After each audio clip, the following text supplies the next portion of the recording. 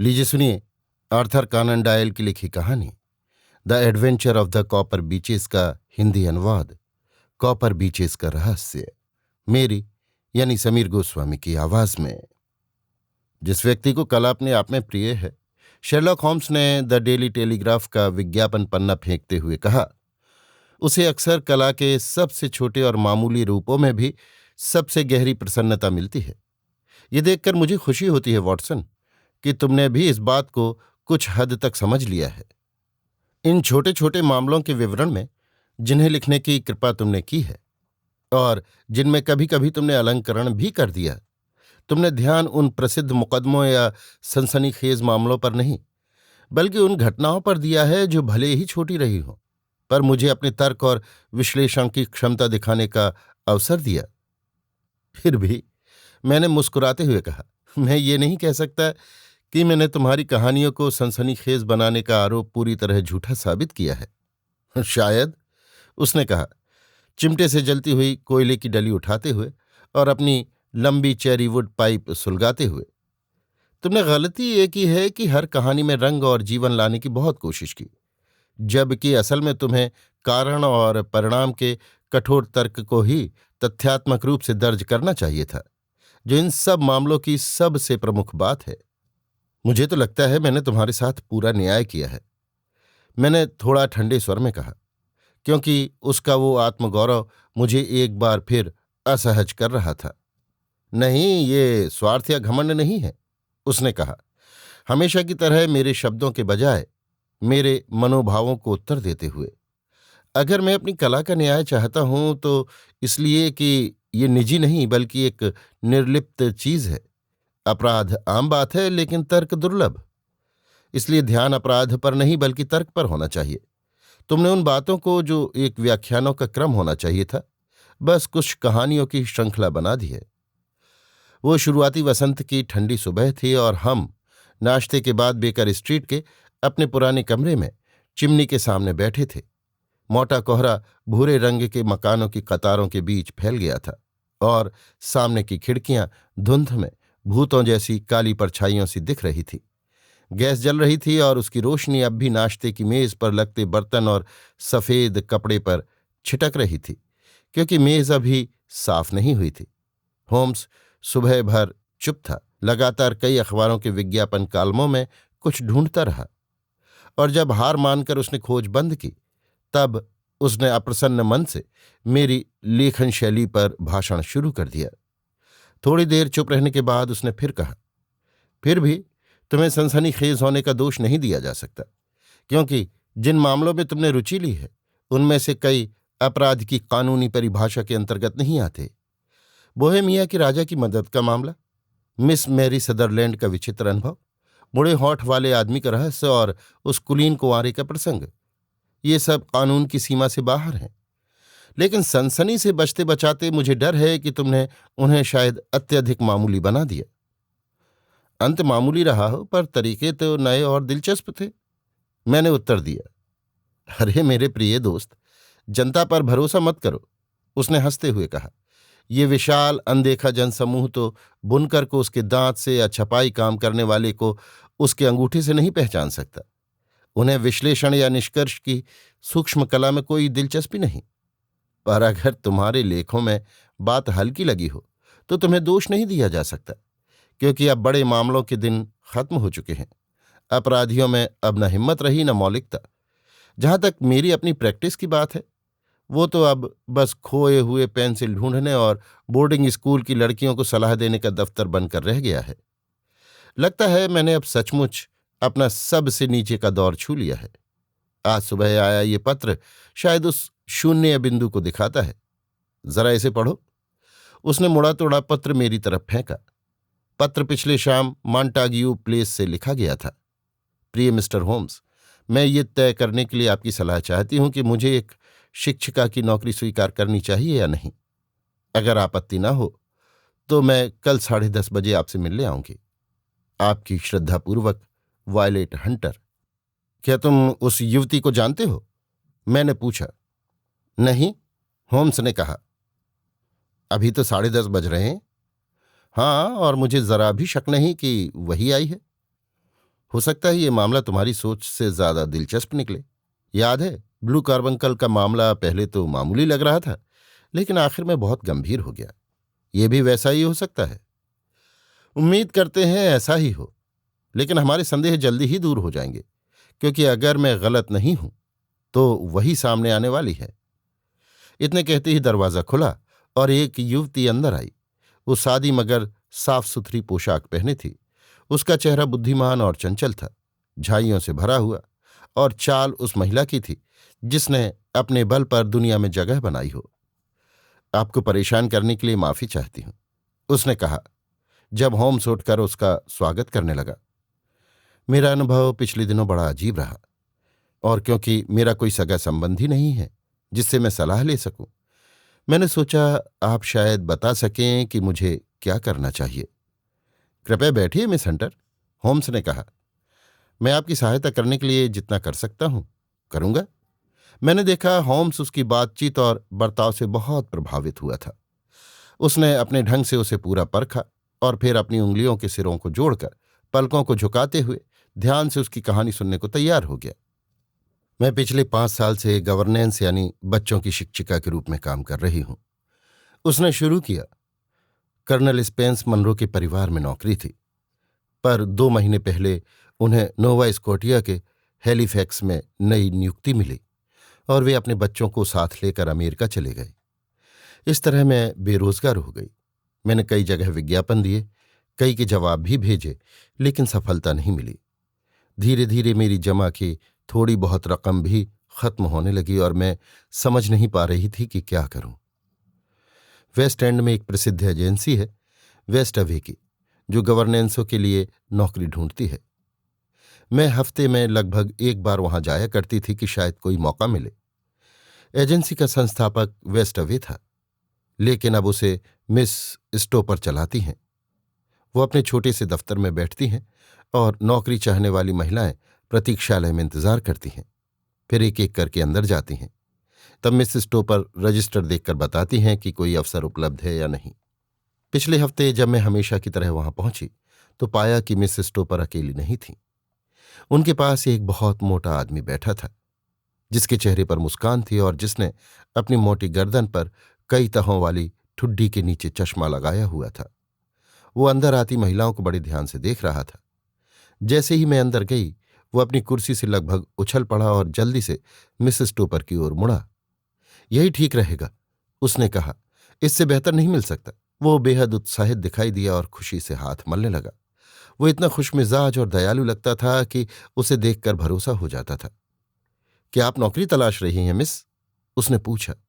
हाँ sir. Governance के रूप में? हाँ सर। और आपकी पिछली तनख्वाह क्या थी? कर्नल स्पेंस मनरो के यहाँ मुझे 4 पाउंड प्रति माह मिलते थे। अरे नहीं नहीं, ये तो खुली लूट है, निरा शोषण, वो चिल्लाया और दोनों मोटे हाथ हवा में उछाल दिए। कैसे कोई सम्मानित महिला को इतनी दयनीय रकम दे सकता है, जबकि उसमें इतने गुण और आकर्षण हो? मेरी योग्यता वास्तव में आपकी कल्पना से कम होगी, मैंने कहा। थोड़ी फ्रेंच और जर्मन जानती हूं, साथ में संगीत और चित्रकला। ओह, ये सब बातों के परे की बातें हैं, उसने कहा। मुख्य बात यह है कि क्या आपके आचरण और व्यवहार में एक सुसंस्कृत स्त्री के लक्षण हैं या नहीं। यही निर्णायक बिंदु है। अगर नहीं, तो आप उस बच्चे के पालन के योग्य नहीं जो भविष्य में देश के इतिहास में कोई स्थान पा सकता है। लेकिन अगर है, तो कोई सज्जन आपको 100 पाउंड सालाना से कम में कैसे नियुक्त कर सकता है। मेरे यहाँ आपकी शुरुआती तनख्वाह होगी 100 पाउंड 1 वर्ष। आप समझ सकते हैं मिस्टर होम्स, मेरी हालत में ये प्रस्ताव सुनना कितना अद्भुत लगा होगा। शायद उसने मेरे चेहरे पर अविश्वास देखा, इसलिए उसने अपने जेब से बटुआ निकाला और नोट दिखाया। मेरा एक और नियम है, उसने चौड़ी हंसी के साथ कहा, कि मैं अपनी शिक्षिकाओं को आधी तनख्वाह पहले ही दे देता हूं, ताकि वे यात्रा और कपड़ों के खर्च पूरे कर सकें। मुझे लगा मैंने इतने उदार और ख्याल रखने वाले व्यक्ति को कभी नहीं देखा। व्यापारी के कर्ज में डूबी होने के कारण यह अग्रिम राशि बहुत काम की लग रही थी। फिर भी कुछ अस्वाभाविक सा महसूस हुआ और मैंने सोचा पूरा निर्णय करने के पहले थोड़ा और जान लेना चाहिए। क्या मैं पूछ सकती हूँ आप कहाँ रहते हैं सर? मैंने कहा। हैम्पशायर, बहुत सुंदर देहाती जगह है। नाम है कॉपर बीचेस। विंचेस्टर से 5 मील आगे। मनमोहक इलाका है और घर बहुत पुराना व प्यारा। और मेरी जिम्मेदारियां क्या होंगी? मैंने पूछा। एक ही बच्चा, एक प्यारा सा 6 साल का शरारती। अरे, अगर आप उसे चप्पल से कॉकरोच मारते देखें, धप धप धप, 3 एक झटके में खत्म। वो इतनी जोर से हंसा कि उसकी आंखें सिकुड़ गईं। मैं बच्चे के ऐसे मनोरंजन से थोड़ा हैरान हुई, लेकिन पिता की हंसी देखकर लगा कि शायद वो मजाक कर रहा है। तो मेरी जिम्मेदारियां बस उसी बच्चे की देखभाल तक सीमित होंगी? मैंने पूछा। नहीं नहीं, केवल वही नहीं मेरी प्रिय, उसने कहा। आपका कर्तव्य ये भी होगा कि मेरी पत्नी के छोटे मोटे आदेशों का पालन करें, बशर्ते वे आदेश किसी सभ्य स्त्री के लिए अनुचित न हो। इसमें आपको कोई कठिनाई तो नहीं दिखती? नहीं, मुझे सहायक होने में खुशी होगी, मैंने कहा। बहुत अच्छा। और अब कपड़ों की बात। हम लोग थोड़े अजीब स्वभाव के हैं, जानते हैं, थोड़े सन की, पर दिल के अच्छे। अगर हम आपसे कहें कि आप कोई विशेष पोशाक पहने जो हम दें, तो आपको कोई आपत्ति तो नहीं होगी? नहीं, मैंने उत्तर दिया, उसके प्रश्न पर अचरज से। या अगर आपसे कहा जाए कि यहां बैठिए या वहां, तो ये भी बुरा नहीं लगेगा? नहीं, बिल्कुल नहीं, मैंने कहा। या अगर आप अपने बाल बिल्कुल छोटे कटवा कर हमारे पास आए तो? मैंने अपने कानों पर विश्वास नहीं किया, मिस्टर होम्स। जैसा कि आप देख सकते हैं, मेरे बाल घने हैं और शाहबलूत की तरह चमक लिए हुए हैं। बहुतों ने कहा है ये रंग कलात्मक है। मैं उन्हें यूं ही कटवा देने की कल्पना भी नहीं कर सकती थी। मुझे डर है ये असंभव है, मैंने कहा। वो अपनी छोटी आंखों से मुझे बहुत उत्सुकता से देख रहा था और मेरे बोलते ही उसके चेहरे पर निराशा की एक परछाई उतर आई। मुझे खेद है, लेकिन ये बहुत जरूरी है, उसने कहा। ये मेरी पत्नी की एक छोटी सी पसंद है, और आप जानती हैं महिलाओं की पसंद के आगे झुकना ही पड़ता है। तो आप बाल नहीं कटवाएंगी? नहीं सर, ये मैं बिल्कुल नहीं कर सकती, मैंने दृढ़ता से उत्तर दिया। ठीक है, तो ये बात यहीं समाप्त हुई, उसने कहा। अफसोस की बात है, क्योंकि बाकी हर मायने में आप इस काम के लिए उपयुक्त थीं। ऐसे में मिसेस टोपर, क्यों ना मैं अब आपकी कुछ और उम्मीदवारों से मिलूं? मिसेस टोपर अब तक अपने कागजों में व्यस्त थी, जरा भी नहीं बोली। लेकिन अब उनके चेहरे पर इतनी नाराजगी थी कि मुझे समझ आया कि मेरी अस्वीकृति से उनका अच्छा कमीशन हाथ से निकल गया है। क्या आप चाहती हैं कि आपका नाम हमारी सूची में बना रहे? उन्होंने पूछा। जी हाँ, कृपया रख लीजिए मिसेस टोपर। लेकिन जब आप इतनी शानदार पेशकश को भी ऐसे ठुकरा देती हैं, उन्होंने तीखे स्वर में कहा, तो फिर नई नौकरी के लिए हमसे ज्यादा उम्मीद रखना व्यर्थ है। आपको शुभ दिन, मिस हंटर। इतना कहकर उन्होंने मेज पर रखी घंटी बजाई और नौकर मुझे बाहर ले गया। मिस्टर होम्स, जब मैं अपने कमरे में लौटी और देखा कि अलमारी लगभग खाली है और मेज पर 2-3 बिल रखे हैं, तो मुझे लगा शायद मैंने बड़ी मूर्खता कर दी। आखिर यदि ये लोग जरा सनकी थे और अजीब आदेशों की उम्मीद रखते थे, तो कम से कम वे अपनी सनक की कीमत देने को तैयार थे। इंग्लैंड में बहुत कम गवर्नेंस हैं 100 पाउंड सालाना कमा रही हैं। फिर मेरे बाल मेरे किसी काम के तो थे नहीं। बहुतों पर छोटे बाल अच्छे लगते हैं, शायद मुझ पर भी लगते। अगले दिन तक मुझे लगा मैंने गलती की, और उसके अगले दिन मुझे पूर्ण विश्वास हो गया। मैंने सोचा अपना अहम छोड़कर एजेंसी वापस जाती हूं और पूछती हूं कि जगह अब भी खाली तो नहीं। पर तभी मुझे खुद उसी व्यक्ति का ये पत्र मिला। मेरे पास है, मैं पढ़कर सुनाती हूं। कॉपर बीचेस, विंचेस्टर के पास। प्रिय मिस हंटर, मिसेस टॉपर ने कृपापूर्वक आपका पता मुझे दिया और मैं ये जानने के लिए लिख रहा हूं कि क्या आपने अपने निर्णय पर पुनर्विचार किया है। मेरी पत्नी बहुत इच्छुक हैं कि आप हमारे यहाँ आएं। वो आपके बारे में मेरी बातों से बहुत प्रभावित हुई हैं। हम आपको 30 पाउंड तिमाही यानी 120 पाउंड सालाना देने को तैयार हैं, ताकि हमारी उन छोटी छोटी आदतों से होने वाली असुविधा का पूरा मुआवजा मिल सके। वैसे वे बहुत कठिन नहीं हैं। मेरी पत्नी को इलेक्ट्रिक ब्लू रंग बहुत पसंद है और वो चाहेंगी कि आप सुबह घर के भीतर वो रंग पहने। आपको नया कपड़ा बनवाने की जरूरत नहीं। हमारी बेटी एलिस, जो फिलाडेल्फिया में रहती है, का एक नीला पोशाक है जो शायद आपको ठीक फिट आए। इसके अलावा आपको जहां बैठने या जैसे मन बहलाने के निर्देश मिलें, वे किसी असुविधा का कारण नहीं होंगे। जहां तक बालों का सवाल है, वो वाकई अफसोसजनक है। हमारी पिछली छोटी सी मुलाकात के दौरान उनके सौंदर्य पर मैं ध्यान न दे सका। लेकिन इस मुद्दे पर मैं दृढ़ रहना चाहता हूं। आशा है कि वेतन की बढ़ोतरी से आपको हानि की भरपाई मिल जाएगी। बच्चे को लेकर आपकी जिम्मेदारियां बहुत हल्की होंगी। कृपया आने का प्रयास करें। मैं विंचेस्टर में अपने डॉग कार्ट के साथ स्टेशन पर आपका स्वागत करूंगा। कृपया अपनी ट्रेन बता दीजिए। आपका श्रद्धापूर्वक, जेफ्रो रूकेसल। ये वही पत्र है मिस्टर होम्स जो मुझे अभी अभी मिला है, मिस हंटर ने कहा। मैंने तय कर लिया है कि मैं ये नौकरी स्वीकार करूंगी, लेकिन अंतिम निर्णय लेने से पहले सोचा पूरा मामला आपकी सलाह पर रख दूं। ठीक है मिस हंटर, होम्स मुस्कुराते हुए बोला। अगर तुमने फैसला कर लिया है तो बात वहीं खत्म। पर क्या आप मुझे इसे अस्वीकार करने की सलाह देंगे? मैं मानता हूं, उसने धीमे से कहा। यह वैसी नौकरी नहीं है जिसे मैं अपनी किसी बहन को करने की सलाह देता। आपका क्या मतलब है मिस्टर होम्स? अभी मेरे पास कोई ठोस जानकारी नहीं, इसलिए कुछ कहना मुश्किल है। शायद तुमने खुद कोई राय बनाई हो। मुझे तो एक ही बात समझ आती है, उसने कहा। मिस्टर रूकेसल बहुत दयालु और खुशमिजाज व्यक्ति लगे। क्या ये संभव नहीं कि उनकी पत्नी मानसिक रूप से अस्थिर हो और वे चाहते हों कि ये बात गुप्त रहे ताकि उसे किसी पागल खाने में न भेजा जाए? शायद इसी कारण वे उसकी हर सनक को पूरा करते हैं ताकि कोई हंगामा न हो। ये एक संभव अनुमान है, वर्तमान तथ्यों को देखते हुए शायद सबसे अधिक संभावित भी। लेकिन किसी भी हालत में ये किसी युवती के लिए सुखद घर नहीं लगता। लेकिन मिस्टर होम्स, वो वेतन, इतना पैसा। हाँ, इसमें कोई संदेह नहीं कि भुगतान अच्छा है, बल्कि बहुत अच्छा। यही तो मुझे परेशान कर रहा है। जब वे किसी और गवर्नेस को 40 पाउंड में रख सकते हैं तो तुम्हें 120 पाउंड क्यों देना चाहेंगे? इसके पीछे जरूर कुछ कारण है।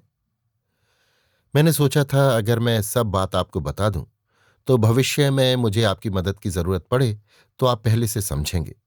ये सोचकर मुझे आत्मविश्वास मिलेगा कि आप मेरे पीछे हैं। तुम निश्चिंत होकर जाओ, होम्स ने कहा। मुझे लगता है ये छोटा सा मामला पिछले कई महीनों में आए मामलों में सबसे दिलचस्प साबित होगा। इसमें कुछ बातें वाकई नई हैं। अगर कभी तुम्हें संदेह या खतरा महसूस हो। खतरा? कैसा खतरा देखते हैं आप? होम्स ने गंभीरता से सिर हिलाया। अगर हम उसे पहले से परिभाषित कर सकें तो वो खतरा रहेगा ही नहीं, उसने कहा। फिर भी दिन हो या रात, तुम्हारा एक टेलीग्राम मुझे तुरंत वहां पहुंचा देगा। ये काफी है। वो कुर्सी से उठी। उसके चेहरे से सारी चिंता मिट चुकी थी। अब मैं हैम्पशायर जाने के लिए पूरी तरह निश्चिंत हूं। आज ही मिस्टर रूकेसल को लिखूंगी, रात में अपने बाल कटवाऊंगी और कल विंचेस्टर के लिए रवाना हो जाऊंगी। होम्स को धन्यवाद कहकर वो हमसे विदा हुई और तेज कदमों से बाहर चली गई। कम से कम, मैंने कहा, जब उसकी दृढ़ चाल की आहट सीढ़ियों से नीचे तक सुनाई दी, वो युवती खुद की रक्षा करने में पूरी तरह सक्षम लगती है और उसे ये क्षमता काम भी आएगी। होम्स ने गंभीरता से कहा। अगर मैं गलत नहीं हूं तो कुछ ही दिनों में हम फिर उसकी खबर सुनेंगे। और सचमुच उसके शब्द जल्द ही पूरे हुए। 2 हफ्ते बीत गए। उस दौरान मैं अक्सर उसके बारे में सोचता रहा। ये अकेली औरत अब मानव जीवन की कौन सी विचित्र गली में भटक गई होगी। असाधारण वेतन, अजीब शर्तें और दिखने में हल्के कर्तव्य, ये सब संकेत दे रहे थे कि मामला सामान्य नहीं है। लेकिन ये सनक थी या साजिश, या वो आदमी उदार था या खलनायक? मैं कुछ तय नहीं कर सका। होम्स को देखता तो पाता कि वो कई बार आधे घंटे तक भौहें ताने विचार मग्न बैठा रहता, पर मैंने कोई सवाल किया तो वो हाथ हिलाकर बात टाल देता। डेटा डेटा डेटा, वो अधीर होकर कहता। मैं बिना मिट्टी के ईंट नहीं बना सकता। और फिर हमेशा ये जोड़ देता, मेरी कोई बहन होती तो मैं उसे ये नौकरी कभी न लेने देता। आखिरकार वो टेलीग्राम एक रात देर से आया। मैं सोने की तैयारी कर रहा था और होम्स अपनी प्रयोगशाला में पूरी रात चलने वाले किसी रासायनिक प्रयोग की तैयारी में था। ऐसे प्रयोग जिनमें मैं उसे रात को टेस्ट ट्यूब के आगे झुका हुआ छोड़ता और सुबह नाश्ते के वक्त भी उसी स्थिति में पाता। उसने पीला लिफाफा खोला, संदेश पढ़ा और मुझे देते हुए बोला, ब्रेडशॉ में विंचेस्टर की ट्रेन देखो। फिर वो अपने प्रयोग पर लौट गया। संदेश संक्षिप्त और तत्काल था। कृपया कल दोपहर विंचेस्टर के ब्लैक स्वान होटल में पहुंचिए। जरूर आइए, मैं बिल्कुल असमंजस में हूं। हंटर। क्या तुम मेरे साथ चलोगे? होम्स ने ऊपर देखते हुए पूछा। जरूर चलना चाहूंगा। तो फिर जरा ट्रेन का समय देखो। 9:30 बजे की ट्रेन है, मैंने ब्रेड देखकर कहा। वो 11:30 बजे विंचेस्टर पहुंचती है। बहुत ठीक रहेगा। तब लगता है मुझे अपना एसीटोन वाला प्रयोग टालना ही पड़ेगा। कल सुबह हमें पूरी ताकत की जरूरत पड़ सकती है। अगले दिन 11 बजते बजते हम इंग्लैंड की पुरानी राजधानी की राह पर थे। होम्स पूरे रास्ते सुबह के अखबारों में डूबा रहा, लेकिन हैम्पशायर की सीमा पार करते ही उसने अखबार रख दिया और बाहर के नज़ारे देखने लगा। वसंत का आदर्श दिन था।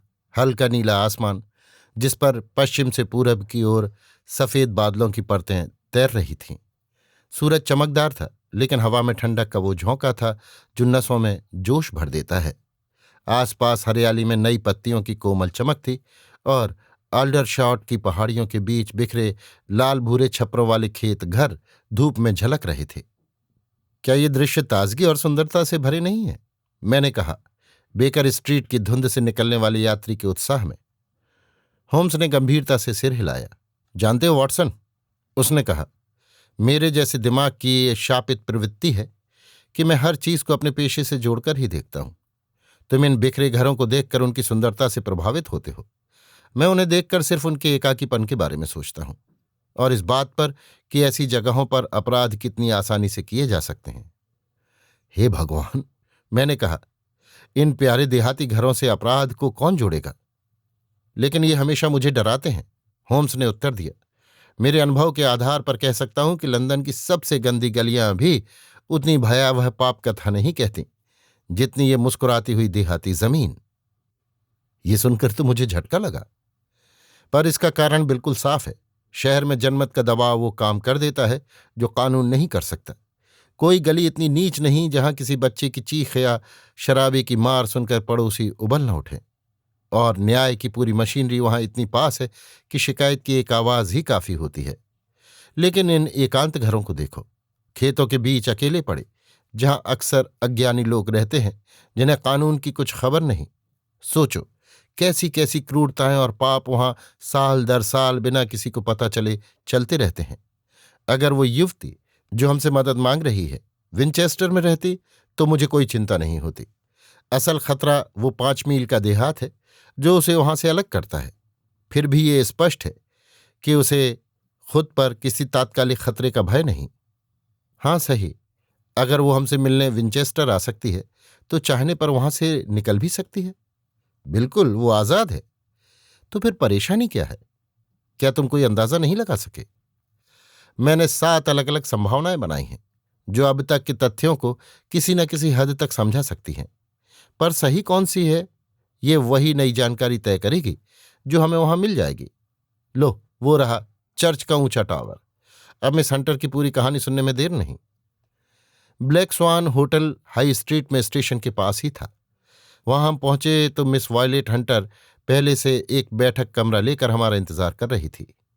खाने की मेज पर दोपहर का भोजन सजाया हुआ था। आप दोनों का आना मेरे लिए बहुत राहत की बात है, उन्होंने उत्सुकता से कहा। आपकी दया के बिना नहीं जानती मैं क्या करती। आपकी सलाह मेरे लिए अमूल्य होगी। हमें पूरा किस्सा सुनाइए, होम्स ने कहा। जरूर, और मुझे जल्दी करना होगा, उन्होंने घड़ी देखते हुए कहा, क्योंकि मैंने मिस्टर रुकेसल से वादा किया है कि मैं 3 बजे तक लौट आऊंगी। लेकिन उन्हें ये अंदाजा नहीं कि मैं किस लिए शहर आई हूं। तो सब घटनाएं क्रम से बताइए, होम्स ने कहा, अपनी लंबी पतली टांगें आगे बढ़ाते हुए, और सुनने को तैयार हो गया। सबसे पहले तो मैं ये बता दूं कि मिस्टर और मिसेस रुकेसल ने अब तक मेरे साथ कोई दुर्व्यवहार नहीं किया है। ये उनके प्रति न्याय होगा कि मैं ये बात साफ कह दूं, लेकिन मैं उन्हें समझ नहीं पाती और उनके बारे में मन में एक अजीब बेचैनी है। क्या नहीं समझ पाती? उनके बर्ताव का कारण। पर सब कुछ उसी तरह बताती हूं जैसा हुआ। जब मैं पहुंची तो मिस्टर रुकेसल खुद मुझे लेने आए। हमने डॉक कार्ट में बैठकर कॉपर बीचेस तक यात्रा की। जैसा उन्होंने कहा था, जगह सचमुच सुंदर है, लेकिन मकान खुद बदसूरत और भारी दिखता है।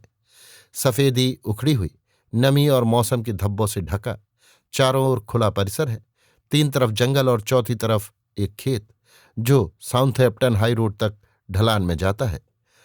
वो सड़क घर के सामने के दरवाजे से लगभग 100 गज की दूरी पर मुड़ती है। सामने लगे तांबे पत्तों वाले विशाल पेड़ों के झुरमुट से ही घर का नाम पड़ा है कॉपर बीचेस। मिस्टर रूकेसल बहुत प्रसन्न मन से रास्ते में बातें करते रहे और शाम को मुझे अपनी पत्नी और बेटे से मिलवाया। वो अनुमान जो हम बेकर स्ट्रीट में लगा रहे थे कि मिसेज रूकेसल पागल होंगी, सरासर गलत निकला। वो शांत चेहरे वाली युवती हैं, उम्र 30 से ज्यादा नहीं होगी, जबकि उनके पति 45 के आसपास होंगे। उनकी बातचीत से पता चला कि शादी को 7 साल हुए हैं। पहली पत्नी की मौत के बाद उनकी एक बेटी थी, वही एलिस, जो अब फिलाडेल्फिया में है। मिस्टर रूकेसल ने मुझसे अकेले में कहा कि बेटी इसलिए घर छोड़ गई क्योंकि उसे अपनी सौतेली माँ से बिना कारण घृणा थी, और चूंकि वो 20 वर्ष से कम न रही होगी, मैं सोच सकती हूं कि अपने से इतनी कम उम्र की सौतेली माँ के साथ उसका रहना मुश्किल रहा होगा। मिसेस रूकेसल दिमाग और रूप दोनों ही में फीकी लगती हैं, न अच्छी छाप छोड़ती हैं न बुरी, बस एक मामूली सी हस्ती। मगर ये साफ दिखता है कि वो अपने पति और बेटे पर जान देती हैं। उनकी हल्की ग्रे आंखें हर पल इन दोनों पर टिकी रहती हैं, उनकी जरूरतों को पहचानने और पूरा करने में लगी रहती हैं। वो भी उसे अपने ढीठ मस्त अंदाज में स्नेह दिखाता है। कुल मिलाकर जोड़ा खुश दिखाई देता है, लेकिन उस औरत के भीतर कोई गहरा दुख अवश्य है। कई बार उसे चुपचाप आंसू बहाते पकड़ लिया है मैंने। शायद कारण उसका बच्चा हो, क्योंकि ऐसा बिगड़ा और नीच स्वभाव का बच्चा मैंने कभी नहीं देखा। उम्र के हिसाब से छोटा मगर सिर बहुत बड़ा, हर वक्त या तो हिंसक गुस्से में या मूड खराब रहता है। उससे कमजोर किसी जीव को दुख देना ही लगता है उसकी खुशी का साधन है। चूहों, छोटे पक्षियों और कीड़ों को पकड़ने के नए नए तरीके सोचता रहता है, लेकिन उसके बारे में मैं और नहीं कहना चाहती मिस्टर होम्स, और वैसे भी उसका मेरी कहानी से खास संबंध नहीं। मुझे हर विवरण जानना पसंद है, होम्स ने शांत स्वर में कहा, चाहे तुम्हें वे मामूली लगें या नहीं। मैं कोशिश करूंगी कि कोई भी जरूरी बात छूट न जाए। मिस हंटर ने कहा, घर में सबसे पहली और अप्रिय चीज जो मुझे ध्यान में आई वो वहां के नौकर नौकरानी थे। केवल 2 सेवक हैं, पति पत्नी। उस आदमी का नाम टोलर है, एक रूखा सख्त इंसान, झबरीले बालों और थकी हुई शक्ल के साथ, और हमेशा शराब की गंध आती रहती है। जिन कुछ ही दिनों में मैं वहां रही, 2 बार तो वो पूरी तरह नशे में धुत पाया गया, लेकिन मिस्टर रूकेसल ने कभी ध्यान नहीं दिया। उसकी पत्नी बहुत लंबी और ताकतवर औरत है, कड़वे चेहरे और चुप स्वभाव की, मिसेज रूकेसल से भी ज्यादा निर्विकार। ये जोड़ा दोनों ही अप्रिय है, पर सौभाग्य से मेरा ज्यादातर समय नर्सरी और अपने कमरे में बीतता है। दोनों कमरे एक कोने में साथ साथ हैं। कॉपर बीचेस पहुंचने के बाद पहले 2 दिन बहुत शांत रहे। तीसरे दिन नाश्ते के बाद मिसेज रूकेसल नीचे आईं और अपने पति के कान में कुछ फुसफुसाईं। ओह हाँ, उन्होंने मेरी ओर देखकर कहा, आपका बाल कटवाना हमारे अजीब शौकों को निभाने के लिए बहुत कृपालु था मिस हंटर। यकीन मानिए, इससे आपकी सुंदरता जरा भी कम नहीं हुई। अब जरा देखेंगे कि इलेक्ट्रिक ब्लू रंग की पोशाक आप पर कैसी लगती है। वो आपके कमरे में बिस्तर पर रखी है। अगर आप कृपा करके पहन लें तो हम दोनों बहुत आभारी होंगे। कमरे में जो पोशाक मुझे मिली वो एक अजीब से नीले रंग की थी, बहुत उत्तम कपड़े की, पर साफ दिखाई दे रहा था कि पहले किसी ने पहनी है। वो मुझ पर बिल्कुल फिट बैठी, जैसे मेरे लिए सिलवाई गई हो। मिस्टर और मिसेज रूकेसल दोनों ने मेरी शक्ल देखकर इतनी अतिशयोक्तिपूर्ण प्रसन्नता जताई कि मुझे अजीब लगा। वे ड्राइंग रूम में इंतजार कर रहे थे। वो बहुत बड़ा कमरा है, पूरे घर के सामने वाली चौड़ाई जितना, जिसमें फर्श तक आती 3 बड़ी खिड़कियां हैं। बीच की खिड़की के सामने एक कुर्सी इस तरह रखी गई थी कि उसकी पीठ खिड़की की ओर थी। वहीं मुझे बैठने के लिए कहा गया और फिर मिस्टर रूकेसल कमरे में टहलते हुए सबसे मजेदार कहानियां सुनाने लगे जिन्हें मैंने शायद कभी सुना हो। वो इतने हंसाने वाले थे कि मैं हंसते हंसते थक गई, लेकिन मिसेज रूकेसल ने एक क्षण को भी मुस्कान नहीं दिखाई, बस हाथ गोद में रखे चेहरे पर गहरी चिंता लिए बैठी रहीं। 1 घंटे बाद मिस्टर रूकेसल बोले कि अब दिन के काम शुरू करने का समय है और मैं कपड़े बदलकर बच्चे एडवर्ड के पास जा सकती हूं। 2 दिन बाद वही तमाशा हूबहू दोहराया गया। फिर से मैंने वही नीली पोशाक पहनी, फिर उसी खिड़की के पास कुर्सी पर बैठी और फिर से मैं उनके मज़ेदार किस्सों पर खूब हंसी। फिर उन्होंने मुझे एक पीले कवर वाला उपन्यास दिया और मेरी कुर्सी थोड़ी तिरछी कर दी ताकि मेरी परछाई किताब पर न पड़े, और मुझसे जोर से पढ़ने को कहा। मैं अध्याय के बीच से पढ़ने लगी थी कि अचानक उन्होंने बीच वाक्य में मुझे रोक दिया और कहा कि अब कपड़े बदल लूं। आप कल्पना कर सकते हैं मिस्टर होम्स, मेरी जिज्ञासा कितनी बढ़ गई होगी। ये सब अजीब नाटक किस लिए था? उन्होंने हमेशा ये ध्यान रखा कि मेरा चेहरा खिड़की की ओर न मुड़ सके। मेरे मन में ये देखने की उत्सुकता चलने लगी कि आखिर मेरे पीछे क्या हो रहा है। शुरुआत में असंभव लगा, मगर फिर एक तरीका सूझा। मेरा आईना टूट गया था तो मैंने सोचा उसके एक टुकड़े को रूमाल में छिपा लूं। अगली बार हंसी के बीच मैंने रूमाल को आंखों पर लगाया और कुशलता से पीछे का नजारा देख लिया। शुरू में तो लगा वहां कुछ नहीं, पर दूसरी नजर में मैंने देखा साउथहैम्पटन रोड पर एक व्यक्ति खड़ा था।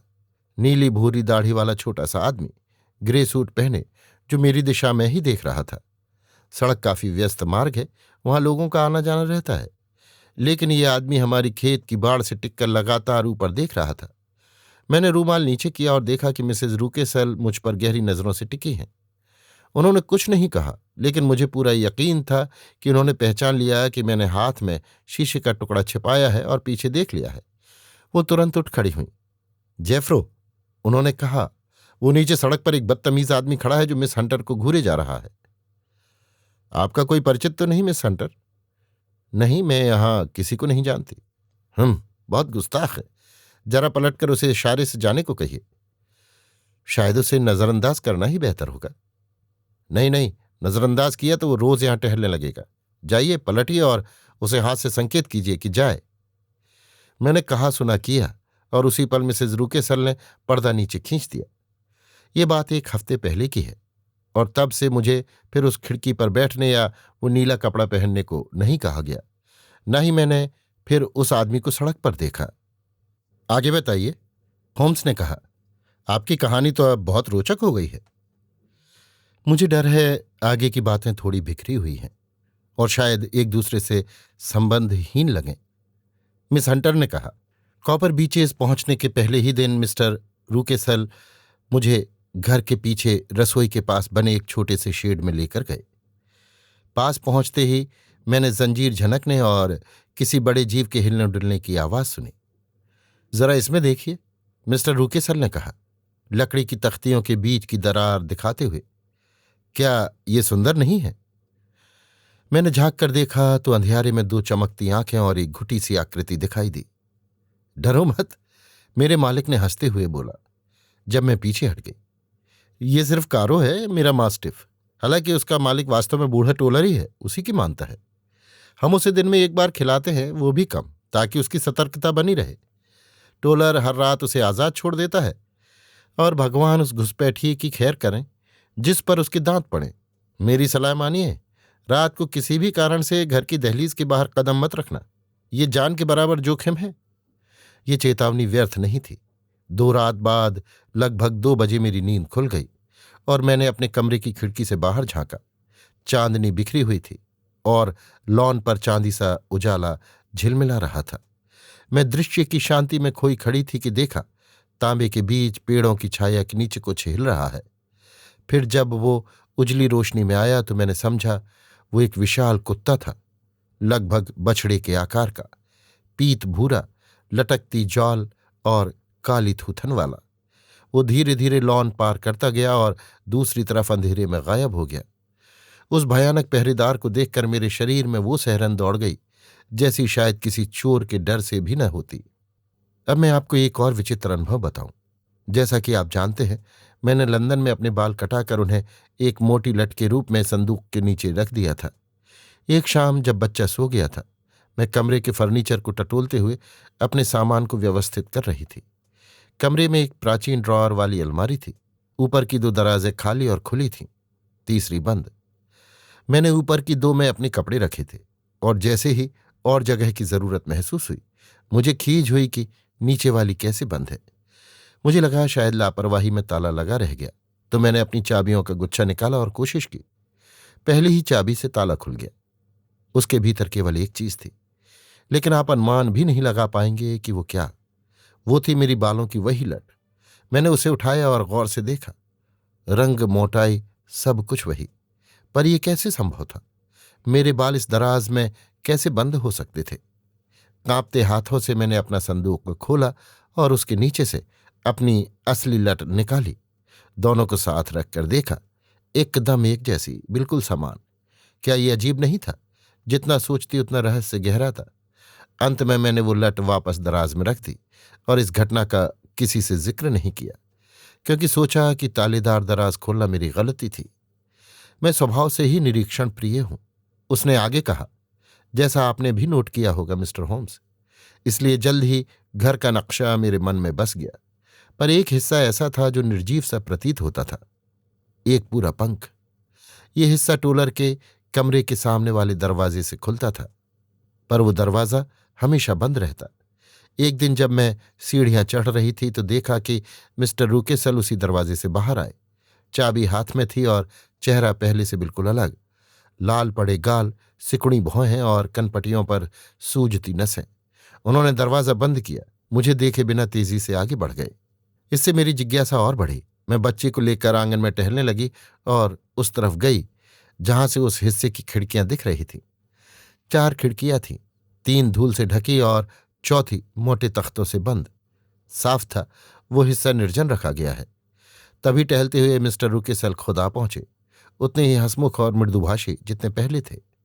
अरे, उन्होंने कहा, माफ करना, मैं अभी आपको देखे बिना निकल गया, दिमाग काम में उलझा था। मैंने कहा कि मुझे कोई आपत्ति नहीं। फिर बोली, वैसे ऊपर तो एक पूरा कमरा समूह लगता है, एक खिड़की तो पूरी तरह बंद है। वो कुछ चौंके, जैसे मेरे सवाल से ऑफ गार्ड हो गए हों। फोटोग्राफी मेरा शौक है, उन्होंने समझाया। वहां मैंने अंधेरे में तस्वीरें बनाने का कमरा बनाया है। लेकिन अरे, क्या देखने भांपने वाली युवती हैं आप, कौन सोच सकता था? उन्होंने हंसते हंसते कहा। पर उनकी आंखों में मुस्कान का नाम नहीं था, बस शक और झुंझलाहट थी। उस पल ही मुझे लगा कि उस हिस्से में कुछ ऐसा है जिसे मुझसे छिपाया जा रहा है, और तब मेरे भीतर गहरी इच्छा जाग उठी। सिर्फ जिज्ञासा नहीं, एक कर्तव्य की भावना कि शायद वहां पहुंचना किसी भले काम का कारण बन सके। स्त्रियों की अंतर्बुद्धि की बात की जाती है, शायद वही मुझे प्रेरित कर रही थी। मैं हर समय इस मौके की तलाश में रही कि उस निषिद्ध दरवाजे के भीतर झांक सकूं। अवसर मुझे कल ही मिला। मैं आपको बता चुकी हूं कि मिस्टर रूकेसल के अलावा टोलर और उसकी पत्नी भी कभी कभी उन कमरों में जाते हैं। एक बार मैंने टोलर को वहां एक बड़ा काला लिनन का बैग ले जाते देखा था। हाल के दिनों में वो बेतहाशा शराब पी रहा था। कल शाम वो पूरी तरह मदहोश था, और जब मैं ऊपर गई तो दरवाजे में चाबी लगी मिली। निश्चित था कि उसने गलती से वहीं छोड़ दी। मिस्टर और मिसेस रूकेसल नीचे थे, बच्चा भी उनके साथ, तो मौका बिल्कुल सही था। मैंने धीरे से चाबी घुमाई, दरवाज़ा खोला और अंदर फिसल गई। सामने बिना पॉलिश की दीवारों और नंगे फर्श वाला छोटा गलियारा था, जो अंत में दाएं मुड़ता था। मोड़ पर 3 दरवाजे थे, पहला और तीसरा खुले, बीच वाला बंद। दोनों खुले कमरे सूने और धूल भरे। एक में 2 खिड़कियां, दूसरे में एक, और रोशनी इतनी धुंधली कि दिन की चमक भी मुश्किल से छन रही थी। बीच का दरवाज़ा बंद था और बाहर से लोहे के बिस्तर की एक मोटी पट्टी आड़ी लगाई गई थी। एक सिरा दीवार में लगी अंगूठी से तालाबद्ध, दूसरा मजबूत रस्सी से बांधा गया। दरवाजे में भी ताला था, जिसकी चाबी गुम थी। ये वही दरवाज़ा था जिसके बाहर की खिड़की पर शटर लगे थे। फिर भी उसके नीचे से हल्की रोशनी छन रही थी। शायद ऊपर की ओर कोई स्काई लाइट होगी। मैं उस दरवाजे को देखे जा रही थी, भय और जिज्ञासा में डूबी, कि तभी भीतर कदमों की आहट हुई। उसके बाद रोशनी की दरार में आती किसी की परछाई आगे पीछे हिलने लगी। वो दृश्य देखकर मेरे अंदर अनजाना आतंक उमड़ पड़ा मिस्टर होम्स। नसें ढीली पड़ गईं और मैं भागी, ऐसे जैसे मेरे पीछे कोई भयानक हाथ मेरे कपड़े पकड़ने को बढ़ा हो। गलियारा पार किया, दरवाज़ा खोला और सीधे मिस्टर रूकेसल की बाहों में जा टकराई, जो बाहर इंतजार करते मिल गए। तो तुम थी, उन्होंने मुस्कुराकर कहा। मुझे अंदाजा था जब मैंने दरवाज़ा खुला देखा। ओह, मैं बहुत डर गई थी, मैं हांफते हुए बोली। मेरी प्यारी युवती, आप सोच भी नहीं सकते उसका लहजा कितना मीठा और दुलारने वाला था। आखिर ऐसा क्या हुआ जिसने तुम्हें डरा दिया, मेरी प्यारी युवती? लेकिन उसकी आवाज़ ज़रूरत से ज्यादा कोमल थी, मानो अभिनय कर रहा हो। मैं फौरन चौकस हो गई। मैं बेवकूफी से खाली हिस्से में चली गई। मैंने जवाब दिया, मगर वहां की वीरानी और अंधेरा इतना भयानक लगा कि डर के मारे भाग आई। अंदर तो सन्नाटे से दिल बैठता है। बस यही बात? उसने मुझे तीखी नजर से देखते हुए कहा। हाँ, और क्या? मैंने पूछा। क्या तुम जानती हो मैं ये दरवाजा क्यों बंद रखता हूं? नहीं, मुझे सचमुच नहीं पता। ताकि वे लोग अंदर न जाएं जिनका वहां कोई काम नहीं, समझी? वो अब भी मुस्कुरा रहा था, पर उसकी मुस्कान अब सर्प जैसी लग रही थी। अगर मुझे ये मालूम होता, अब मालूम है, और अगर तुम फिर कभी इस दहलीज के पार गई तो। यहीं उसकी मुस्कान पल भर में क्रोध की विद्रूप हंसी में बदल गई। मैं तुम्हें उस मास्टिफ के हवाले कर दूंगा। मैं इतनी सहमी कि समझ नहीं पाई कि मैंने क्या किया। शायद मैं उसके पास से भागकर अपने कमरे में घुस गई। बस याद है, कुछ देर बाद खुद को बिस्तर पर पड़ा पूरे शरीर में कपकपी लेते पाया। तब मेरा ख्याल आपकी ओर गया मिस्टर होम्स। मुझे वहां रहना असंभव लगा। उस घर से, उस आदमी से, उसकी औरत से, नौकरों और यहां तक उस बच्चे से भी मुझे डर लगने लगा था। वे सब मेरे लिए भय की मूर्तियां बन चुके थे। मैंने निश्चय किया, अगर मैं आपको बुला सकूं तो सब ठीक हो जाएगा। भाग जाना आसान था, पर जिज्ञासा मेरे डर से ज्यादा मजबूत थी। मन बना लिया, टेलीग्राम भेजूंगी। टोपी और शॉल ओढ़ी आधा मील दूर डाकघर गई। तार भेजकर लौटी तो मन कुछ हल्का था। दरवाजे के पास पहुंचते समय जरा डर लगा कि कहीं वो कुत्ता खुला न हो, पर याद आया टोलर तो आज पूरी तरह नशे में है। वही उसकी देखभाल करता था और वही उसे खोलने का साहस रखता था। सो मैं सुरक्षित भीतर आ गई और आधी रात तक इस कल्पना में जागती रही कि आपसे जल्द मुलाकात होगी। आज सुबह मुझे बिना कठिनाई अनुमति मिल गई कि मैं विंचेस्टर आ सकूं, पर 3 बजे से पहले लौटना होगा, क्योंकि मिस्टर और मिसेज रूकेसल कहीं जा रहे हैं और शाम भर उनकी गैरहाजिरी में बच्चे की देखभाल मुझे करनी है। बस इतना ही सब हुआ है मिस्टर होम्स। अब आप यही बताइए, ये सब क्या अर्थ रखता है और मुझे क्या करना चाहिए? हम दोनों उसकी कहानी में ऐसे डूबे थे मानो सांस ही रुक गई हो।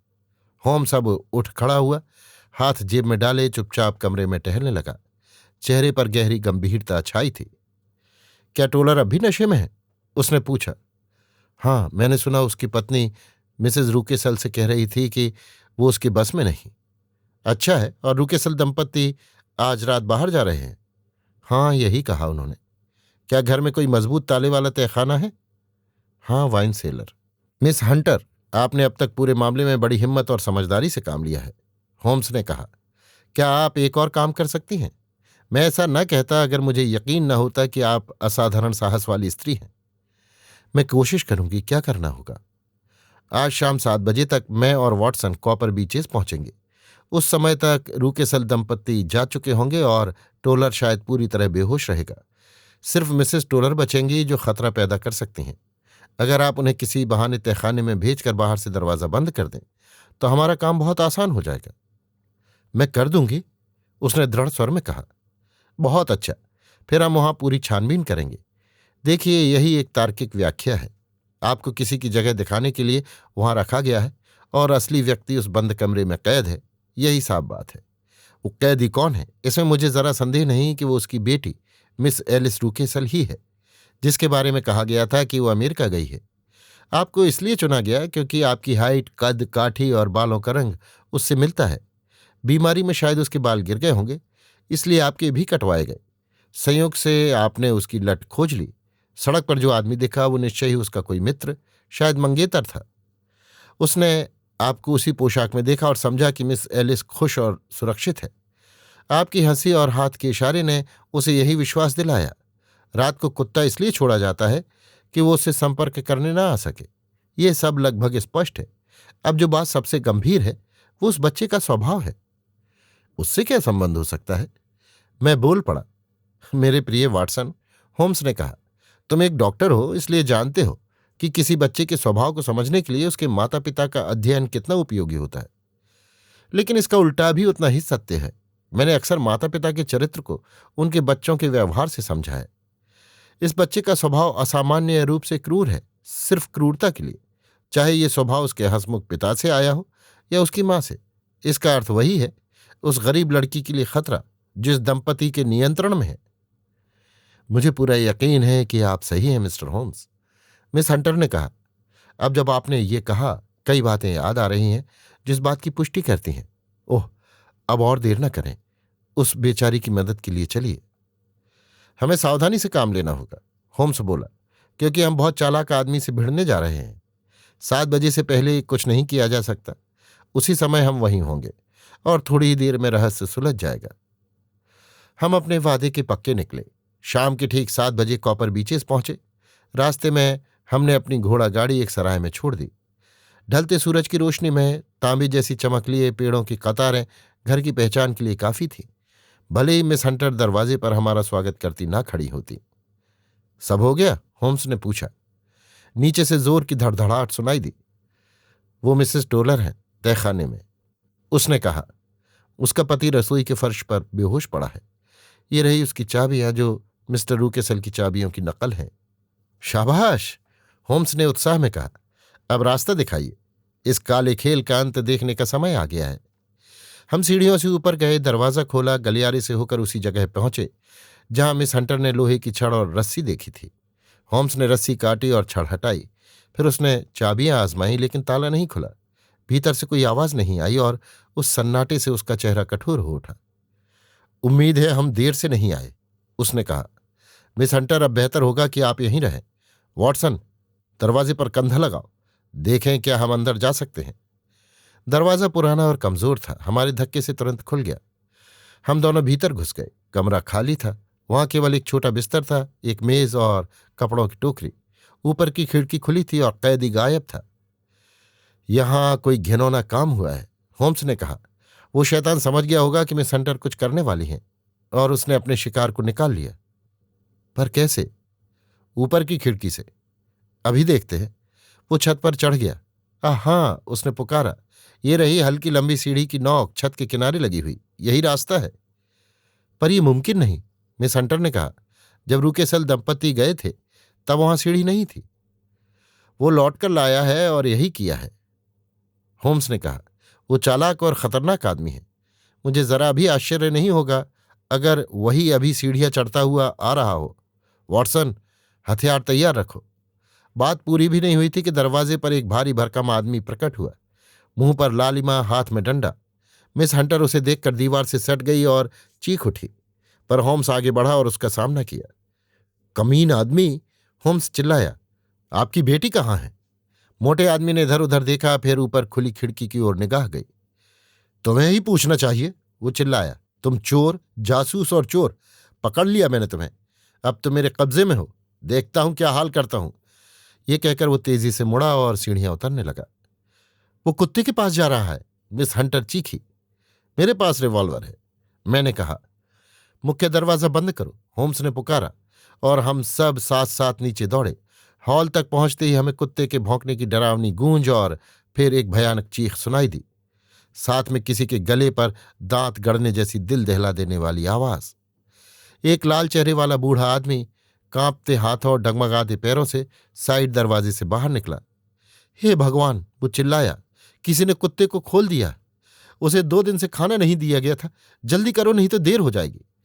होम्स और मैं दौड़ पड़े, टोलर हमारे पीछे। घर के पिछले हिस्से में वो विशाल भूखा जानवर पड़ा था, उसका काला थूथन रूकेसल के गले में धंसा हुआ और वो आदमी जमीन पर तड़पता चिल्लाता हुआ। मैं तुरंत नजदीक पहुंचा और गोली चला दी। जानवर वहीं गिर पड़ा, पर उसके सफेद नुकीले दांत अब भी उसकी गर्दन में धंसे रहे। बड़ी मुश्किल से हमने दोनों को अलग किया और रूकेसल को, जो जीवित तो था मगर भयानक रूप से घायल, भीतर ले आए। उसे ड्राइंग रूम के सोफे पर लेटाया गया। टोलर, जिसका नशा अब कुछ उतर चुका था, को उसकी पत्नी को ये हाल बताने भेजा गया और मैंने जो बन पड़ा उसका उपचार करने की भरसक कोशिश की। हम सब उसके आसपास खड़े थे कि तभी दरवाजा खुला और एक लंबी दुबली औरत अंदर आई। मिसेस टोलर, मिस हंटर चिल्लाई। हाँ मिस, मिसेस टोलर बोली। मिस्टर रूकेसल ने जब वापस लौटकर ऊपर जाने से पहले मुझे बाहर निकाला। ओह मिस, अफसोस है कि आपने मुझसे पहले अपने इरादे नहीं बताए। अगर बताती तो मैं समझा देती कि आपका ये कष्ट व्यर्थ जाने वाला है। अच्छा, होम्स ने तीखी नजर से उसकी ओर देखा। स्पष्ट है कि मिसेस टोलर इस मामले के बारे में सबसे ज्यादा जानती है। हाँ सर, उसने शांत स्वर में कहा, और मैं सच बताने को तैयार हूं। तो बैठिए, होम्स ने कहा, और हमें सब कुछ बताइए, क्योंकि अब भी कुछ बातें अस्पष्ट हैं। मैं जल्दी सब बात साफ कर दूंगी, उसने कहा। अगर तहखाने में बंद न होती तो पहले ही बता देती। अगर ये मामला अदालत तक जाए तो याद रखिएगा कि मैंने ही आपका साथ दिया, और मिस एलिस की भी मैं हमेशा सहेली रही हूं। मिस एलिस अपने घर में कभी खुश नहीं रहती थीं। जब से उनके पिता ने दूसरी शादी की थी तभी से उन्हें हमेशा अनदेखा किया गया। किसी बात में राय नहीं मांगी जाती थी। पर स्थिति और तब खराब हुई जब उनके एक मित्र के घर पर उनकी मुलाकात मिस्टर फाउलर से हुई। जहां तक मैं समझ पाई, मिस एलिस को अपनी मां की वसीयत से कुछ संपत्ति का अधिकार था, लेकिन वो बहुत सहनशील और शांत स्वभाव की थीं। कभी अपने अधिकार का उल्लेख नहीं किया और सब कुछ मिस्टर रूकेसल के हाथ में छोड़ रखा। वो जानता था कि वो उसके खिलाफ कुछ नहीं करेंगी, लेकिन जब बात आई कि कोई पुरुष उनसे विवाह करना चाहता है और विवाह के बाद कानूनी हक के अनुसार उसे वो संपत्ति भी मिलेगी, तब उसने उस विवाह को रोकने की ठानी। उसने एलिस पर दबाव डाला कि वो एक दस्तावेज पर हस्ताक्षर कर दे ताकि विवाह हो या ना हो, उसका धन उसके अधिकार में ही रहे। जब उसने मना किया तो उसने उसे इतना परेशान किया कि वो मस्तिष्क ज्वर से बीमार पड़ गई और 6 हफ्ते तक मौत के मुहाने पर रही। फिर वो ठीक तो हो गई, लेकिन बिल्कुल कमजोर और अपने सुंदर बालों से वंचित। मगर उसके मंगेतर ने उसे नहीं छोड़ा और उतनी ही स्थिर निष्ठा से उसका साथ दिया। आह, होम्स ने कहा, अब सब लगभग साफ हो गया है। आगे का हिस्सा तो मैं खुद घटा सकता हूं। तब मिस्टर रूकेसल ने उसे उसी कमरे में बंद कर दिया होगा, है ना? जी हाँ सर। और मिस हंटर को लंदन से इसलिए बुलाया गया ताकि मिस्टर फाउलर से पीछा छुड़ाया जा सके। बिल्कुल सही कहा आपने। लेकिन मिस्टर फाउलर एक सच्चे नाविक की तरह डटा रहा, घर को घेरे रखा और शायद कुछ धातुयुक्त तर्कों से आपको ये समझा लिया कि आपके हित उसी के साथ हैं। मिस्टर फाउलर बहुत भले और उदार सज्जन हैं, मिसेस टोलर ने सहजता से कहा, और इसी तरह उन्होंने ये प्रबंध किया कि आपके पति को शराब का कोई अभाव ना हो और उसी दौरान सीढ़ी भी तैयार रखी जाए ताकि जैसे ही मालिक बाहर जाए कैद में पड़ी लड़की भाग सके। बिल्कुल हुआ भी यही सर। हम आपके ऋणी हैं मिसेस टोलर, होम्स ने कहा। आपने वो सारी उलझनें साफ कर दी जो हमें परेशान कर रही थीं, और देखिए ये रहा गांव का डॉक्टर और मिसेस रूकेसल भी आ रही हैं। इसलिए वॉटसन, अब बेहतर होगा कि हम मिस हंटर को विंचेस्टर वापस छोड़ आएं, क्योंकि अब हमारा यहां ठहरना कुछ अनावश्यक प्रतीत होता है। इस प्रकार उस रहस्यमय मकान का रहस्य सुलझा जिसे कॉपर बीचेस कहा जाता था। मिस्टर रूकेसल जीवित तो रहे, पर जीवन भर के लिए टूट चुके व्यक्ति बन गए, जिन्हें केवल उनकी समर्पित पत्नी की देखभाल ने जीवित रखा। वे अब भी अपने पुराने नौकरों के साथ वहीं रहते हैं, शायद इसलिए कि वे उनके रहस्यों से इतने परिचित हैं कि उन्हें अलग कर पाना कठिन है। मिस एलिस रूकेसल और उनके मंगेतर मिस्टर फाउलर ने दूसरे ही दिन साउथहैम्पटन में विशेष अनुमति लेकर विवाह कर लिया, और अब वो मॉरिशस द्वीप में एक सरकारी पद पर कार्यरत हैं। जहां तक मिस वायलेट हंटर का प्रश्न है, मेरे मित्र होम्स मेरी थोड़ी निराशा के लिए उस पर फिर कोई विशेष ध्यान नहीं देते रहे, जब वो उनकी किसी गुत्थी का हिस्सा नहीं रही। अब वो वॉलसाल में एक निजी विद्यालय की प्रधानाचार्य हैं और मेरी जानकारी में उन्होंने अपने कार्य में अच्छी सफलता प्राप्त की है। अभी आप सुन रहे थे आर्थर कॉनन डॉयल की लिखी कहानी the adventure of the copper beaches का हिंदी अनुवाद कॉपर बीचेस का रहस्य, मेरी यानी समीर गोस्वामी की आवाज में।